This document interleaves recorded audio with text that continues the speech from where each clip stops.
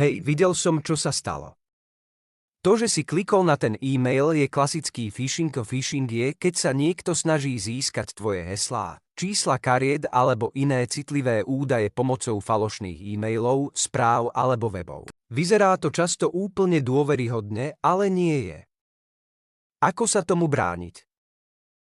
Nikdy neklikaj na podozrivé odkazy, over si odosielateľa a heslá zadávaj len na overených stránkach. Používaj silné heslá a dvojfázové overenie, je to ako druhý zámok na tvojom účte.